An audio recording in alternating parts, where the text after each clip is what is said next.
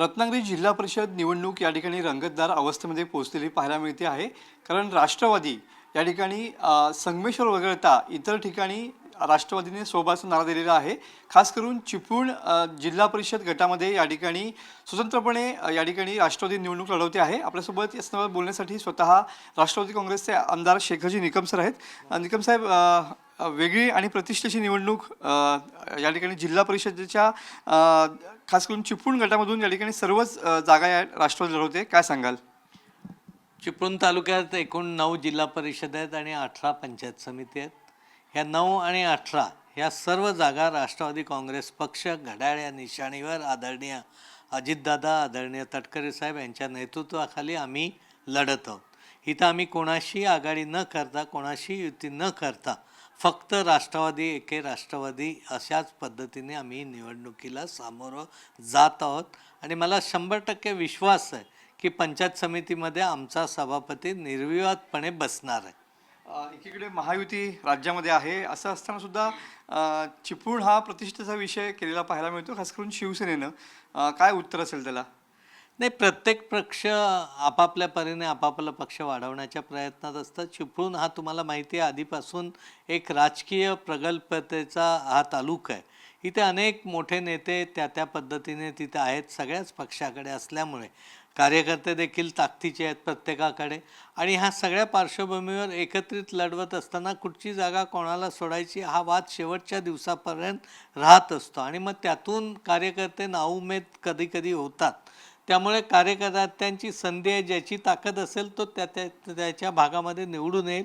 पण मला 100% खात्री आहे की ह्या निवडणुकीमध्ये आज तालुक्यामध्ये केलेलं काम आणि सगळ्याचा विचार केला तर मला खात्री आहे की राष्ट्रवादी काँग्रेस पक्षाचा सभापती निर्विवादपणे चिपळूणमध्ये बसेल।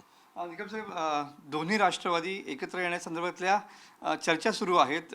दोन्ही नेत्यांच्या भेटीगाठी होत आहेत, खास करून अजित पवार आणि शरद पवार यांच्या।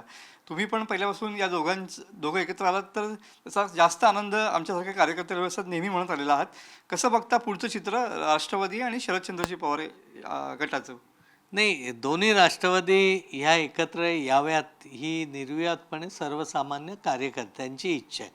कारण शेवटी आमचं दैवत पवारसाहेब हे आहेच, आदरणीय अजितदादा हे आमचं नेतृत्व आहे आणि दोघांची ताकद एकत्र आली, पक्ष संघटितपणे एकत्र आला तर महाराष्ट्रामध्ये एक चांगल्या पद्धतीचं काम हे होऊ शकतं। अर्थात हा निर्णय वरिष्ठ पातळीवरच्या आमच्या वाटण्यावर किंवा ह्याच्यावर काय त्या गोष्टी ठरत नसतात।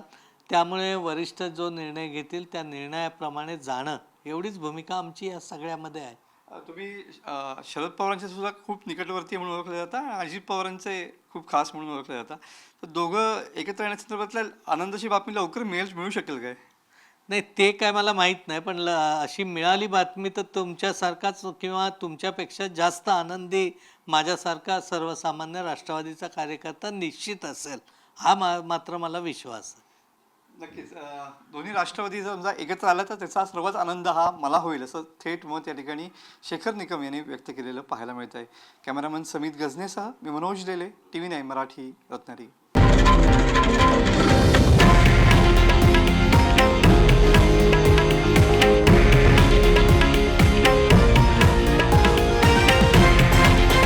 हे आहे देशातील नंबर 1 न्यूज नेटवर्क आणि आपण पाहत आहात TV9 मराठी, एकमेव।